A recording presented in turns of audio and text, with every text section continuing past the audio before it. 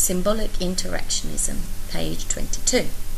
The founder of Symbolic Interactionism, George Herbert Mead, was more interested in psychology than sociology, and some critics say his theory reflects this.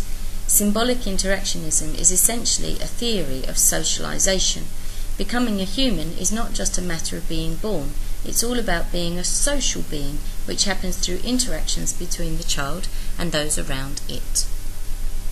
Language and socialization. According to Mead, the inner I has to be converted into the social me, an individual with a social identity and understanding of the world based upon the shared experiences of interacting with others.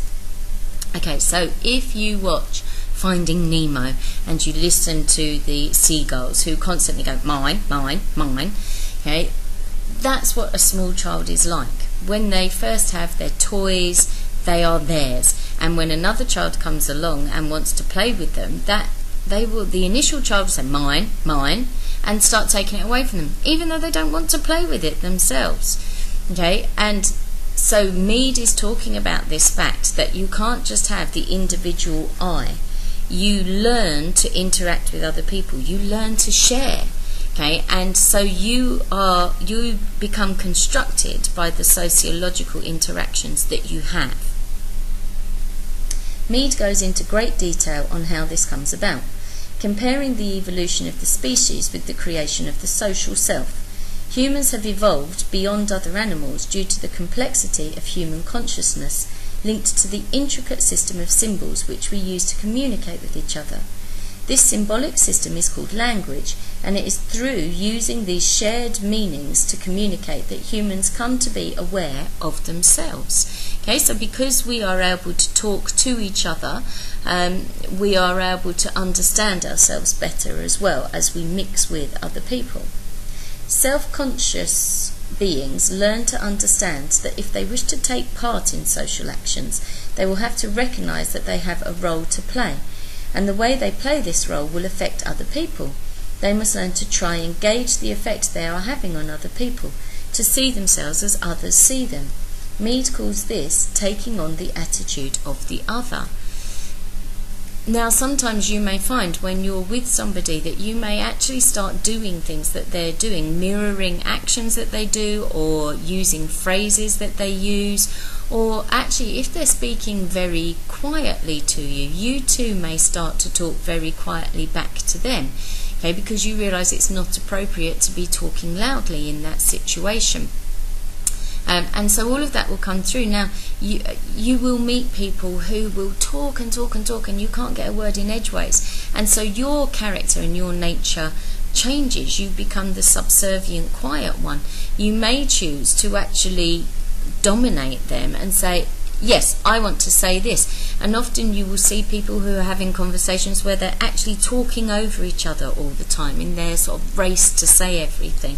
And that's where humans have to learn to gauge what is going on, and so that they can interact, because how do they want other people to perceive them? Do they want to be seen as the person that is always dominating a conversation? Do they want to be seen as the person who will always be making jokes? Do they want to be seen as the person who is an intellectual and so will only make comments at points when it is really relevant and after they've listened to everybody else and digested and analysed? So these are the different things that Mead is talking about. Primary socialisation. The human infant learns that far from being at one with its mother, as it had been up to birth, it is a separate being, an individual. Psychologists use the Rouge test to prove this. At about 8 months, the child begins to recognise a mirror image as itself, and will, for example, remove a smudge of red makeup from its nose. This is a crucial stage in the development of social self. The child will then go on to see its own actions in terms of the effects they have on specific others in its life, parents or caregivers. Writing on the wallpaper, for example, produces anger. The child also tries on the role of others by dressing up in parents' clothes, wearing lipstick, or giving the teddy bears and dolls a hard time for being naughty. To see yourself and the consequences of your behaviour as others might see them in the first step on the road to becoming a social being. Okay, and often, you see little girls dressing up to be like mummy, or boys behaving to be like daddy, holding little tea parties with their teddy bears so that they're having that social interaction. And these are the things that we're talking about. A child develops and they actually start to realise who they are as an individual and recognise themselves and see things that, are wrong with them when they see their reflection in a mirror. Secondary socialisation. The next stage is to move beyond the world of the family and primary socialisation into the wider society and secondary socialisation. This is called the gauge by Mead, who compares it to playing as a team member. To do this successfully is not enough to judge the effects of your performance on the reactions of a specific other.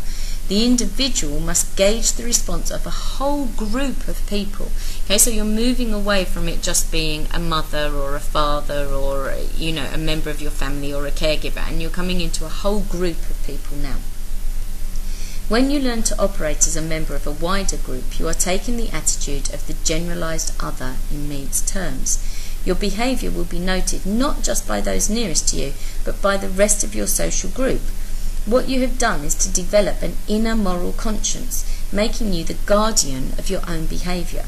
Talcott Parsons calls it internalisation of norms and values. Marx calls it taking on the ideology of the ruling class. Mead's contribution is to provide an in-depth interactionist account of how this actually happens. Okay, so this idea has obviously been thought of before by other people and given ideas. Marx says what you're doing is you're just conforming. Okay, Talcott Parsons says, you're taking those norms and values inside you. You agree with them, therefore you start to follow them. Okay, or maybe there are some that you don't agree with, but you take them on board because you want to fit in with the society that you're in. Okay, but Mead is actually looking and does a more in-depth analysis of how this happens. So labelling and self-fulfilling prophecies. The taking on of the attitudes of others has a clear relationship to a central premise of interactionist theory, labelling. By accepting the judgments of others in this way, we are socialised into accepting the prophecies which others make about us. This is why they become self-fulfilling. Okay, so if I watch somebody and they can't fit into a group and they're not able to socialise, I may put a label on them as being at some sort of misfit, and I may then decide that because of this misfit that they can't fit into society, that actually what they're going to end up doing is becoming a criminal and ending up in prison. Now, if somebody is told that often enough, it can become a self-fulfilling prophecy because they don't fit in with the group. So they do things to try and gain attention or, to go against the norms of the society. And this then results in them being punished because they step over that line and they commit a criminal offence. However, Mead points out that the process is not just one way. There is conflict, and the inner eye is never totally blotted out. The individual is capable of acting upon these social situations, of influencing interactions. Therefore, the social world is never entirely taken for granted, but is the result of social constructions through symbolic interactions. Ethnomethodology takes the construction of social reality a lot further. Okay, and we will look at ethnomethodology next time. But we need to just understand symbolic interactionism a little bit more. So the individual is still there, the individual doesn't disappear, but they are synthesizing the norms and values of society into their own being. Now sometimes that means that there will be a clash. There will be things that you think, actually I don't want to do that. Okay, and so this is why symbolic interactionism is so important, because a person can choose to change, and by expressing their opinions, actually what they can do is change the norms and values of everybody else around them.